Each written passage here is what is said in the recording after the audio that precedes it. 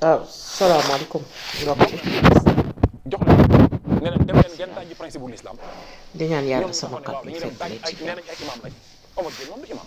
ñu di dem ñaan it tax seeni oto dem képp di dajji kuy principe bu jóg l'islam naan loi bi nga xam moo fi nekk bëgg a taar réew mi ba pare mu dem attaqué benn bëgg a imam nasaxal ko pour toroxalaat loolu ñun duñ ko nangu réew mi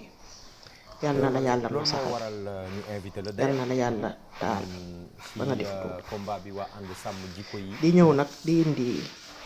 sama réponse ci good morning bi am tey ci suba mi ñu invité xurum xàcc nitu kàcc xurum xàcc nitu kàcc yaag sa band la question moom mooy li mu wax yéenee def promotion góor jigéen ñi wax ko ci seeni dëkk moom mooy tànk moom mu ngi fi ba ngeen commencé di wax mbiru góor jigéen ñi ba léegi da ngeen bëgg lëntal xelu nit ñi daf xelu discours bu nekkoon 10% lan moo yokk na 50 wala 55% kon yéen ñooy def yéenay def promotion góor jigéen ñi wala da ngeen a bëgg jaxase Macky Sall ak nit lan li ma leen yàgg a wax rek ngeen bëgg beneen loi bu bees vous avez raté le début de votre combat 1965 la xaw ma xaw ma 69 waaye yéen article 319 la criminalisation góor jigéen ban njëriñ la am commis publiquement wax leen ñu ko parce que yéen da ngeen di nax nit ñi da ngeen di toog ci plateau yi ñu invité leen ngeen ni dañoo bëgg ñu criminaliser góor jigéen yi ñu criminaliser góor jigéen ñu criminaliser góor jigéen wax article 319 mais bu ñu criminaliser góor jigéen ban njëriñ la am ko jàppe loolu mais ak yéen seen criminalisation góor jigéen bi lan ngeen ci jublu sëy jigéen ak jigéen mën nañu sëy waaw bu ñu ko defee wut ci mbedd mi yaakaar naa bu dee da ngeen bëgg ñu criminaliser góor jigéen loolu la loi bi wax ngir ñu tëj rek loolu lañu wax dañ ne ak yokku pen ñu ne ñoom defe naa ne na jaru ko dugal ko ci homosexualité jaru ko de ndax yokku pen boobu moo yokk ci xar mi kanam gis ministère du genre waaw Seydou Diop Dieng bi moo ko géré ana ay délits yu fi criminalisé wul Google mon frère genre mooy bisexuel homosexuel transsexuel ku la wax leneen dañ da ngeen gis mu wàññeeku wala dafa yokk genre mooy lan ko ndax lu genre yéen da ngeen di xeexal diine l'islam ak diine chrétien ku gëm yàlla ministère du genre da ngeen koy xeexal mais yéen boo leen di xeexal diine lu tax la diine wax doo leen ko wax xam ko nekk ci dëkk bi di ko gëstu xam la diine wax doo leen ko xeex pour mu taxaw ministère de l'intérieur moo leen jox lu tax la diine wax mu nekk ci dëkk bi ngeen bàyyi ko fa di doxal ndànk yéen wut seen loi bopp toog rek wut seen loi bopp nee nañu criminaliser ndànk si dëkk bi ñu loolu dañ ko xam olof Njaay da moo ne bu saf neexul safin du neex moom il mal barré xam nga lu tax ndax bu doon la ñu njëkk a criminaliser am na njëriñ les nouveaux droits yi nga xamante ni ca délit yéen ko criminaliser boo leen ñëwee ne dañ criminaliser góor jigéen nit ñi duñ ci teg baat waaye li ñu njëkk a criminaliser daa amul njëriñ ndax da ngeen fa bàyyi la yàlla wax indi seen loi bopp ak seen façon criminaliser bopp te yaakaar naa ne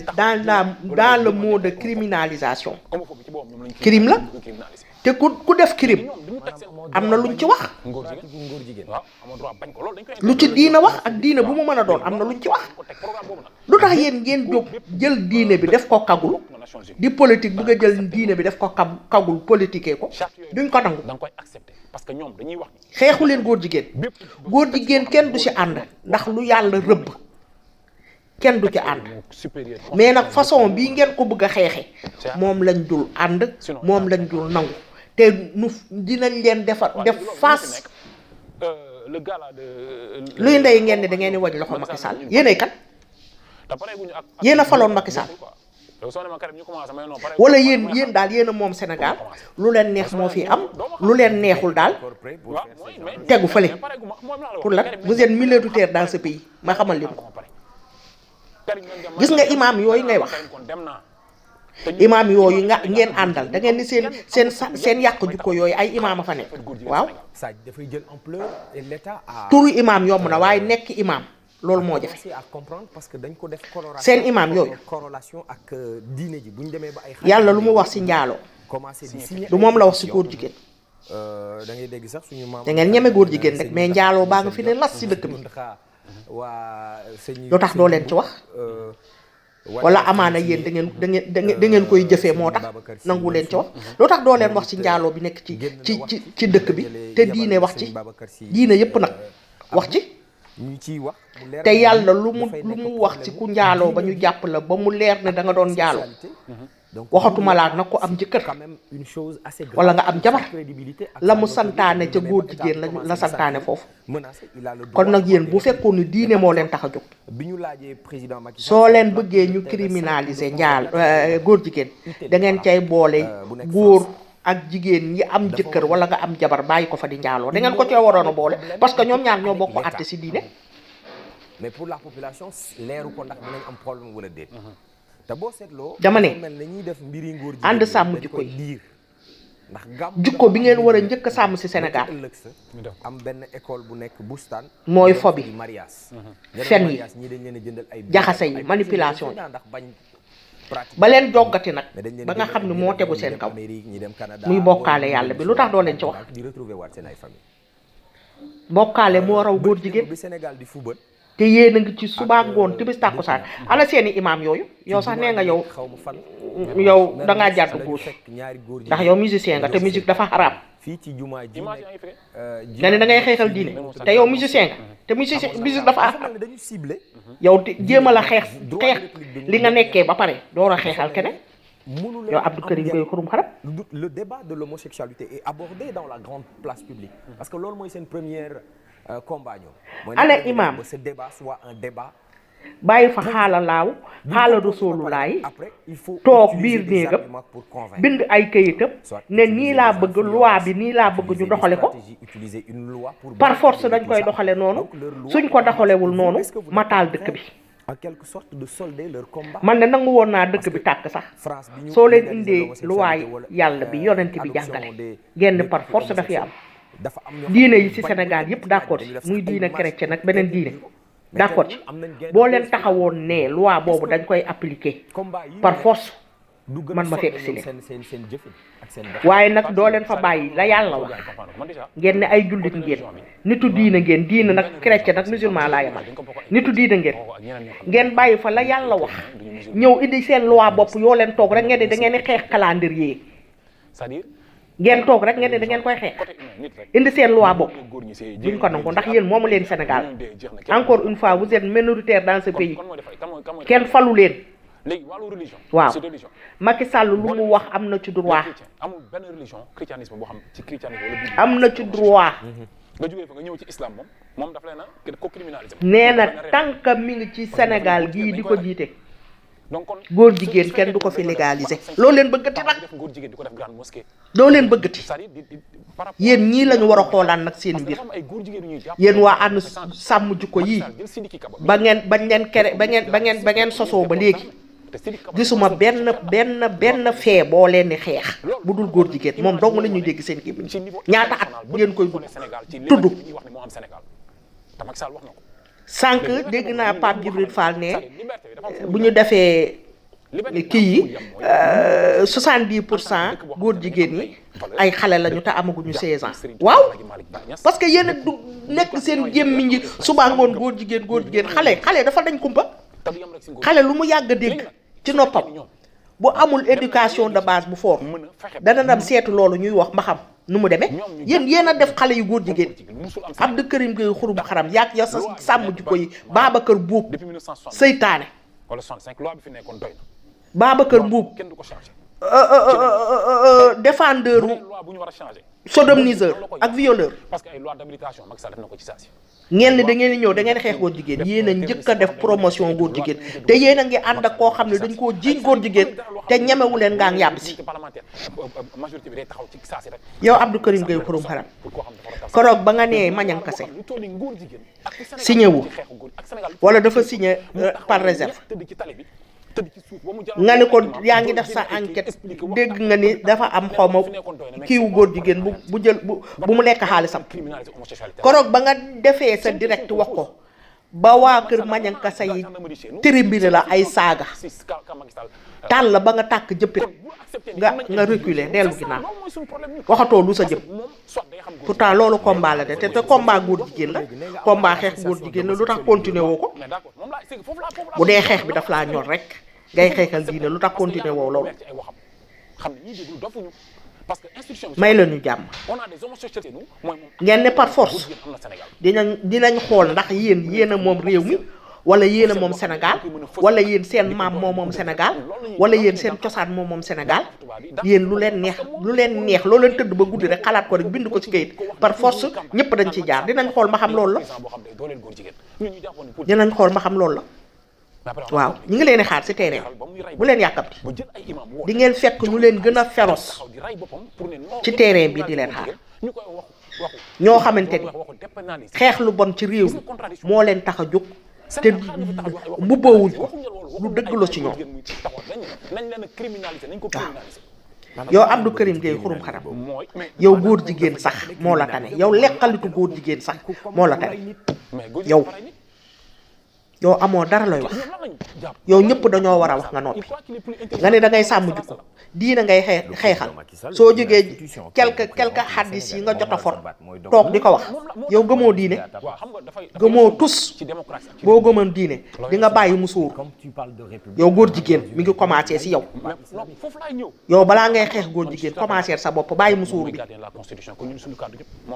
ak jëngal yi wàccee tuba yi nga bàyyi ko bàyyi musique bi waaw nga door a wax leneen nag lu jëm si diine daray diine safu leen daray diine ñoru leen yéen ak seen soi-disant imam yow ak Babacar Mbuub seen koroog seen tànn biir ba seen premier tànn biir ba sa obélisque ñëpp xam nañ ne da ngeen doon politique yéen sàmm ju ko taxu leen a ñëw ndax seen estrade ba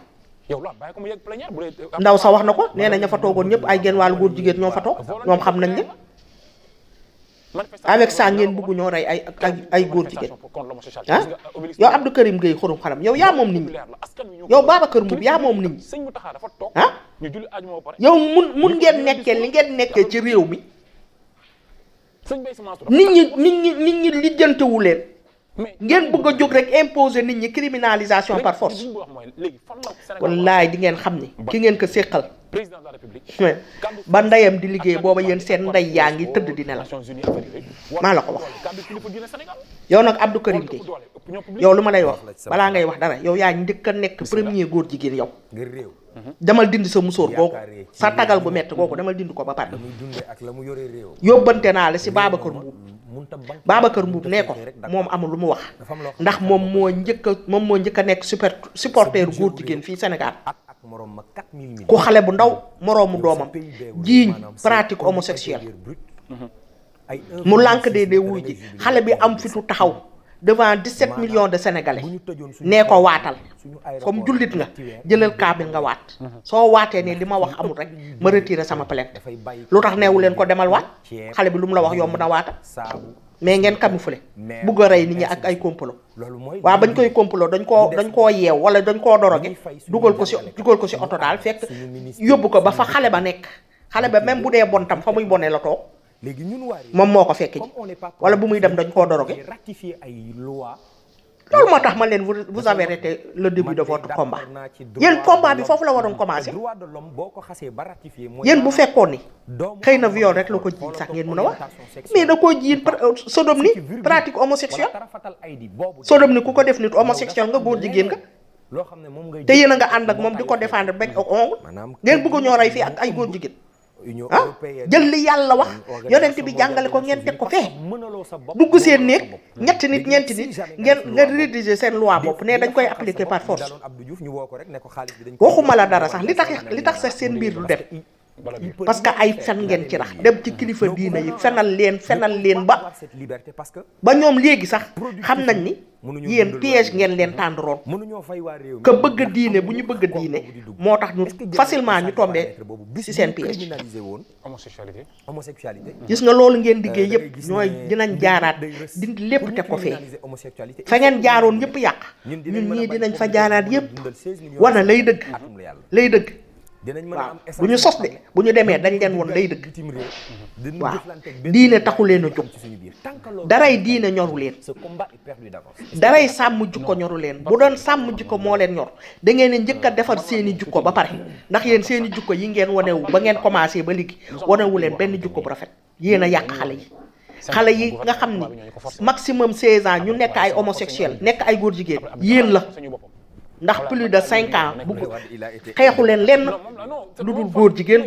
xale yi nag dem di xool luy góor jigéen kon yéen a poussé xale yi ñu nekk góor jigéen yéen ñii la vous avez une grande part de responsabilité ci affaire boobu dorénavant nag ñoo ngi leen di xaar ci terrain bi plateau yi ngeen di wër di fay xaalis ñu leen di invité comme fay xaalis dong la ku fay ñu invité la sooba yàlla ñu nit foo leen fayati toog wax dinañ fay toog démonter li ngeen wax foo leen fayati toog daaj dinañ fay toog daaj léegi moom daaj boo leen daaj dañuy daaj waaw dootu ñu leen mayati ñaari salaamaaleykum yàgg Babacar Mboup souteneur de góor jigéen yéen sax dañ leen yéen ñaar yow ak Babacar Mboup sax war nañ leen xool ba xam yéen doo leen góor jigéen ndax góor jigéen mooy soutenir moroomu góor jigéen waaw may leen ñu jàmm sonal ngeen ñu te day dakk nag ñeet lañ leen wax day dakk si nii mbaa mu dakk seen waaw maa leen ko wax dana dakk bisa ngi ñëw nag soo ko waxee xale bu xamadi ne yow ak Babacar Mboup dañuy yaakaar ne tabaski la waaye bu bis ba ñëwee dinañ xam ne du lakk yàpp di lekk ngeen baal ma wasalaam ba beneen yoon. est-ce que yow xam nga ni ñuy defee saabu est-ce que yow am nga ay usines yoo xam ne comme tubaab yi ni ñu amee seen i usines yu ñu mën a dugal yéen Sénégal yéen lan ngeen mën a liggéey man loolu laa leen di laaj et puis mbirum góor jigéen bi ngeen di wax nii yéen yéen a si ngeem bu nekk si chaque jour yéen a ngi si affaire góor jigéen yi te yéen a nekk si affaire góor jigéen yi ba pare yéen yaanaama ñan ñoo leen ngemba du góor jigéen ñi ñoo leen financé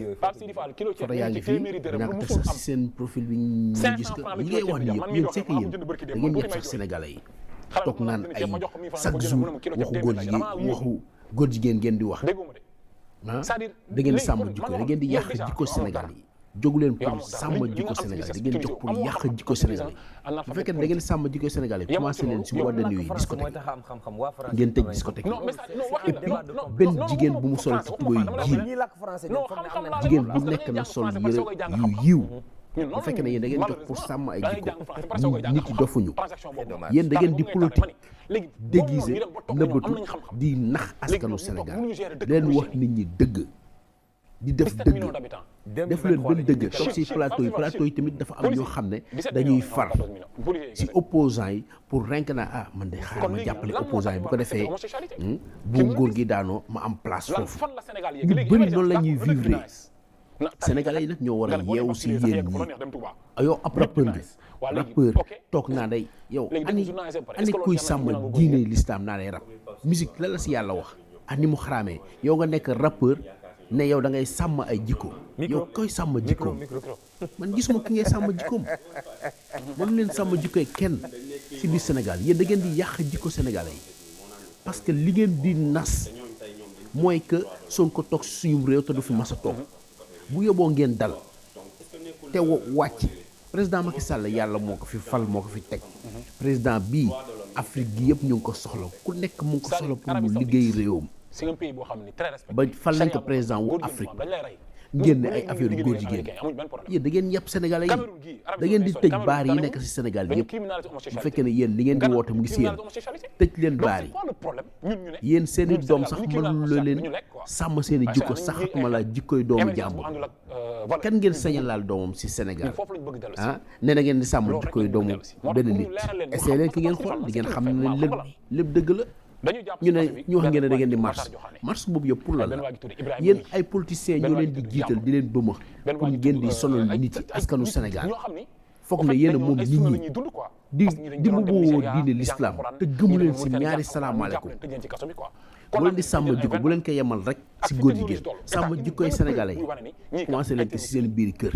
yéen seen bopp ngeen sàmm seen jikko yi bopp ba pare yéen seen i jikko moolul yoru leen jikko yu baax bay sàmm jikko yi jàmbur seen jikko sax yéen mënu leen ko sàmm bëgg a sàmm jikko yi jàmbur taxaw du wax lu nekk ngeen jël ko teg seen président respecté leen seen président ni ngeen ñàkk a respecté seen président noonu ngeen ñàkk a respecté seen i baay ngeen xam ne yaruwu leen yaruwu leen teeyu leen ëppal ngeen trop franchement parlé naan sàmm jikko yàq jikkoy askan wi li ngay wax ku la xool ni sa asa kanam ni ngay waxee di bukki ay bët day xam ne que kii wéeru kii am na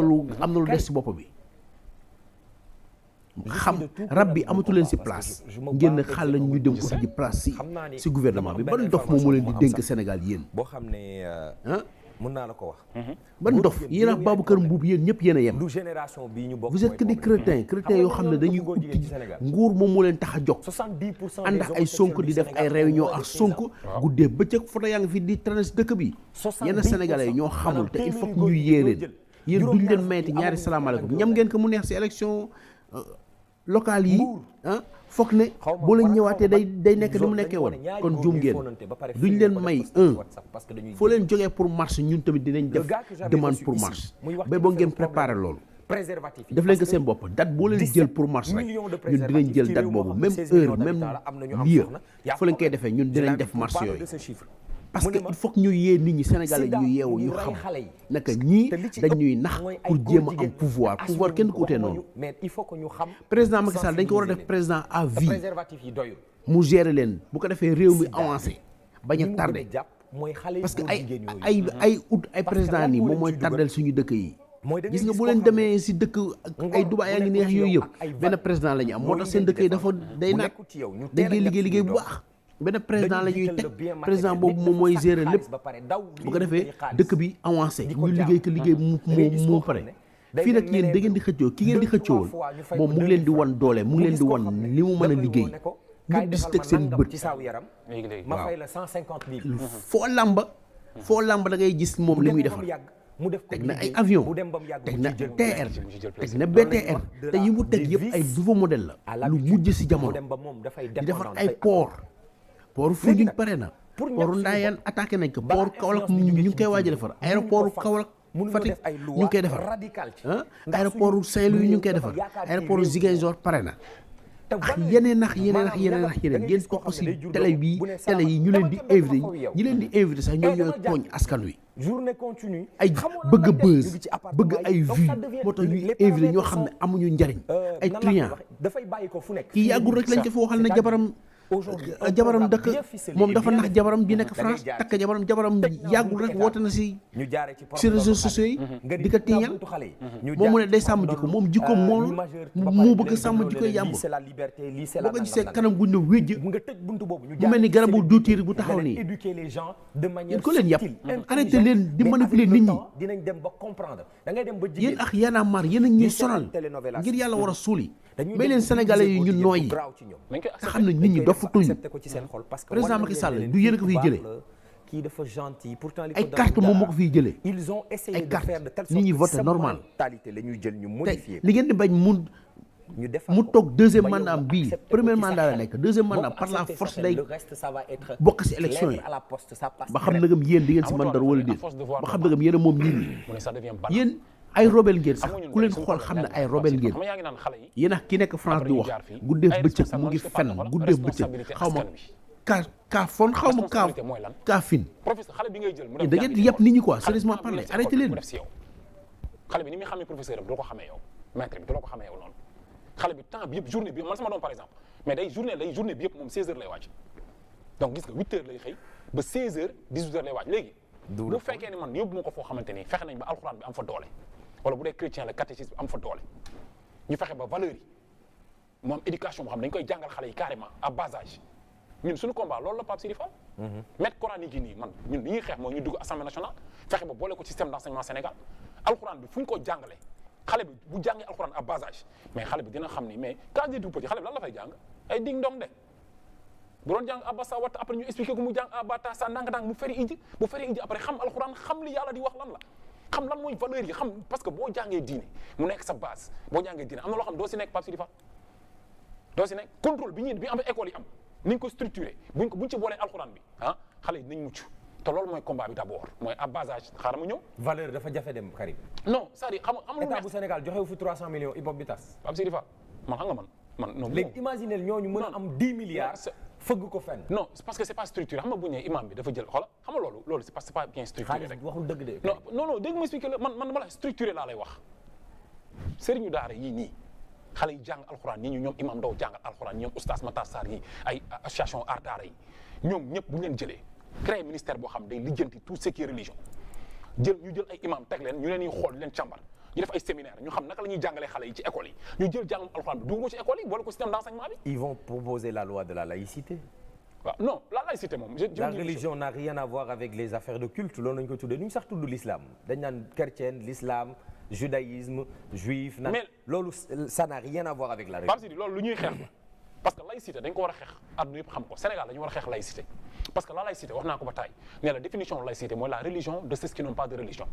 te ñun dañoo am religion ñii ay chrétiens lañ ñun ay musulmans kon lu tax ñu war a accepter ñu ñuy imposer loi boo xamante ni loolu la religion ne c'est pas religion. xaaral importé xaaral non ok France dem fa nga muuru nga xool sa jabar muuru du liggéey dañ koy daax wala ñu dindi muuraay bi c'est interdit dem fa nga takk ñaari jabar. seen candidat bi gën a virulent mooy Zemmour. léegi nag bu dee ñaari jabar lu ñuy wax ñoom lu ñuy wax ci polygame. c'est interdit par là. waaw lu tax tubaab yi ñoom ñu interdit muuru interdit polygame yëpp ñun yëpp bu toll ñun ah ñun ñooñu dañuy imposer ngóor jigéen ñun ñu ne ñu du ngeen ko wax yéen kenn du ko fi kaas suñu président taxaw ne day défendre loolu ñu ne nañ ko criminaliser non attends. boo ko kaasee ci internet bi sax ñu bloqué la li ma jaaxal mooy gisuma man ci gouvernement benn gouvernement gisuma ci tubaab man léewoon ni tubaab dafa grave moo tax may la enseignement bi système d'enseignement foog ñu changer ko parce que dañ lay jàngal ba nga jàpp ni yow tubaab nga quoi te tubaab du ay question sax làkk tubaab kese mais jikko la mën naa julli léegi amul problème xale bi su ñëwee ma làq ak moom léegi mën naa dóor benn kaas waayan léegi mën naa dem baali c'est-à-dire loolu la tubaab di def en fait doo am pas-pas doo am tawhid doo ragal yàlla te loolu mooy tax ba parce que loolu li ko waral mooy réeré sa diine te loolu la ñoom imam Alioune Badara Ndao yi di defaraat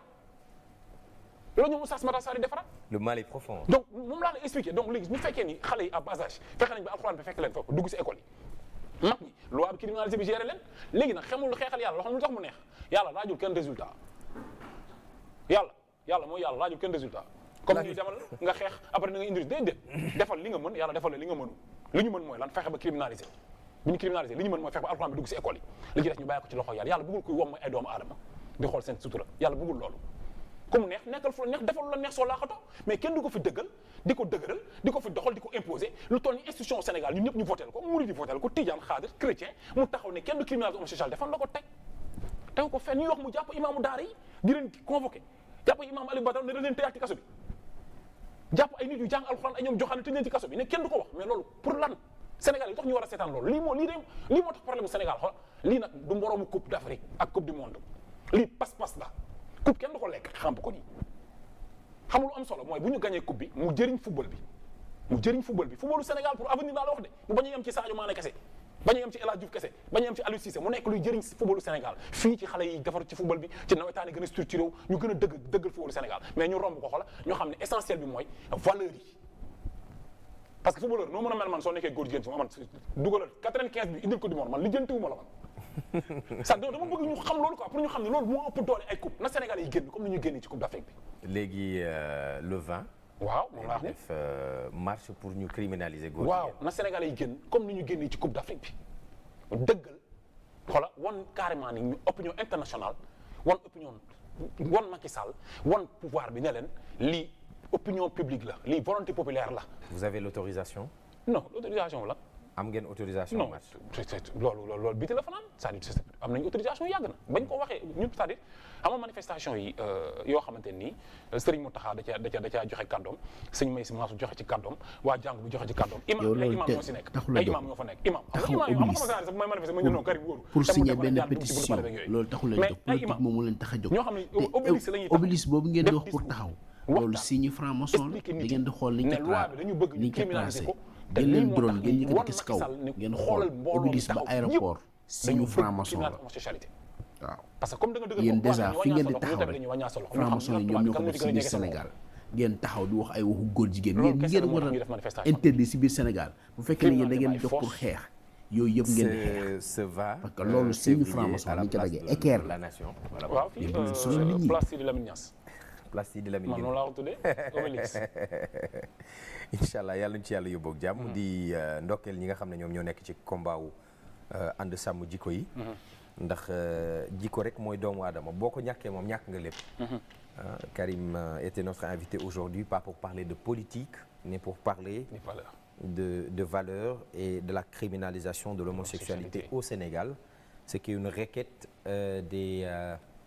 une pétition qui a été signée par l'ensemble des chefs religieux du Sénégal pour pouvoir gérer cette question de l'homosexualité qui encore demeure un débat sur le grand public au Sénégal. Bon, une minorité va essayer de te faire comprendre que takk ñaari jabar ça se fait pas parce que vous êtes des sauvages. Mais góor ak góor buy sëy ça c'est la démocratie, c'est la liberté, ils ont le droit de faire ce qu'ils veulent. C'est assez compliqué. dañu dikk fekk ñu ak suñu ay aada fekk ñu ak suñu ay culture ñu waxtaan ak ñun des fois ñu def sensibilisation des fois ñu traité ñu de sauvage nañu jigéen bu ñuy xarafal pour mu téye ndawam loolu kenn du ko def c'est barbare c'est sauvage. On a dit ok on laisse léegi nag dañu toog ba mu yàgg ñu ne góor ak góor buy sëy loolu dara nekku si. parce que ñoom comme loolu la rek Pape parce que ñoom c'est des sociétés privées qui se battent contre les religions par le biais de la corruption quoi tu vois Karim yow xam nga bu baax li ma lay wax. bien sûr en fait tey jii nii parce que tey si tu es muni de tous tes droits tey di nga def loo xamante ne nii dëppoowul ak sa diine lu mu la wax pour ask nga def ko quoi tu vois mooy waral tey ay góor jigéen yeeg genre et tout quoi moo tax daal yàlla nañu yàlla may iman xam nga ak. c'est très important. loolu quoi. Ce qui est très important, c'est ce que nous allons regarder aussi. Un jeune réalisateur du nom de PND Ndiaye, il passe dans les rues de Dakar. Il filme des choses et on partage ça avec vous. N'hésitez pas à aller sur sa chaîne YouTube. Ça s'appelle Devant ma caméra. Si vous écrivez ça sur YouTube, vous allez voir plein de choses. C'est vraiment petit. Nan la ñu mën a def ba comprendre Devant ma caméra de PND, c'est tous les mardis et tous les vendredis. Sur la 2STV dans le Good Morning. On regarde. Un travail remarquable de Pire. Regardez ces jeunes Sénégalais qui travaillent d'arrache-pied matin, midi et soir. Mais le malheur c'est que dañu nekk fin fond wu maillon wu chaîne bi boo jaayee ab journal sax mën nga am juróom nga cay dàq mbaa ñetti dërëm. te terewut loolu nga yaakaar ngir dundal sa njaboot ce qui veut dire que on a des jeunes déterminés motivés dañoo gisut ci lu ñu jàpp koy bu ñu ko gisoon sax daan ci gën a góorgóorlu. C'est ce qui se passe, c'est le décor du quotidien de la rue pour les gens qui n'ont pas l'habitude de voir ñi namoon Sénégal mën nañ cee porox ndollu xoolaale zélo def. waaw tey moom li ma indi comment dirais-je défi la quoi boo xamante ni dañ ko doon relever man ak sama copain Max parce que y a un copain boo xamante ni daf ñu toppoon naan yéen seen caméra cachée doo leen ma mus a jàpp tu vois sonoon ñu fatt ñu quoi au fait ñu boole koog benn jigéen boo xamante ni. ngay gaarwaale. lan non man gaarwaale wu ma la yow sa aju maa ngi ñëw ci ajuma yi alaaji tooga rek xaar léegi mu topp ñu xam nga dooleel ma jàpp affaire bi xam nga dem ba commencé ñu tympaniser quoi ñu jox numéro benn gel pour ask mu doxaan ko ci pet mu jëlee ko Grand Dakar ba Djili Mbaye quoi bi mu fa ñëwee ñu la fa fekk ñu taxaw bu baaxee ñu dem moom laa lay on regarde ça les gars man de bu doon man tamit ngeen jàpp ma de lii moom ko jàpput baaxut góor day bëgg jigéen waaye loolu àdduna mool tooy cëppal damay nangu de indil ku la neex. yow tamit nag bàyyi li ngay def cëppal. non xam nga jullit boo defee li la yonent bi wax yàlla dina la musal ci lu bari. mais boo ma cëppalee man danaa nangu de. non c'est-à-dire xam nga dafa am ñu bëri yoo xam ne peut-être ñu bëri ñu siy daan dañuy fay dañ topp seen religion rek mais yàlla bu la dimbalee nga topp sa religion yàlla suturaal la tamit di mën na la dimbali si lii quoi mais yii dafa baax aussi day dimbali ñi ñu bëree bëri ñu moytu bu baax lu leer c'est très important baax na trop j'aime bien li nga def. lees mën a wax ci mbir góor jigéen yi ngir dénk ko mboolem sénégalais mooy tey ñu ëpp doole mbaa ci doole buñ koy wax du pas-pas du diine du jikko ju baax doole buñ koy wax ci àdduna bi léegi mooy ku la ëppale xaalis. da ngay gis mbootaayum diine sax xaalis juux fa mën na koo tas rikkeeku ci seen pas-pas. dëgg la léegi nit ñi nag dañu am loo xam ne dañ koy soofantal moom mooy le cocon familial maanaam dig-digalu maam yaay baay bàjjan tanta ak doom yi nañu xool ku ci nekk li nekkoon ci say. nga invité day jikkoom sàmmwul sax ba muy sàmm ay jikkoy jàmbur. parce que moom takk ay jabar ay France triande leen ñëw daw ñëw toog Sénégal di lekk xaalisu jigéen ba jigéen bi yónnee ay vocal ci internet bi yëpp jomb naa koo def bu fi kenn moom mu taxaw naan moom mooy sàmm jikkoy nit ñi kii kan lañ yëpp sax nga mën a maw truand yi toog si télé bi guddee bëccëg di wax guddee bëccëg di sonal nit ñi sàmm jikko yàq jikkoy sénégalais yi ngeen fi nekkee mais du sàmm jikkoy sénégalais yi arrêté leen mais bu ñu fexee ba xale yi def ci ñoom ay valeur ak ay vertu yu wér dina leen dimbali ngir ñu mën a gànnaayoo parce que y a réussir dans la vie et réussir sa vie réussir dans la vie mooy am ay kër yu bari ay soxna yu bari ay nag yu bari ay oto yu bari ay jabar yu bari ay nangam sangam mooy koom-koom bi réussir sa vie nag Baye Alassane Dieng ca Njaareem nee na nga fexe ba li sa baay ak sa yaay def ci yow ci yar ak teggin ci ngor ak worma ak sutur ak teranga nga def ko ci sa ay njaboot ñoom it ñu mën a perpétuer loolu ci seen ay njaboot c'est très important parce que c'est la seule manière aujourd'hui pour nous de combattre l'envahisseur parce que il est à nos portes il toque et il n'arrêtera pas de toquer mais bu dikkee na fi fekk ñu wow ne béton ba bu dikkee bu waxee mu duggee ci nopp bi génnee ci nopp bi mais bu desee ci suñu xel ñu ciy xaw a hésiter mbaa di ci réfléchir rek société bi yëpp a nar a yàqu. Karim, merci d'avoir répondu à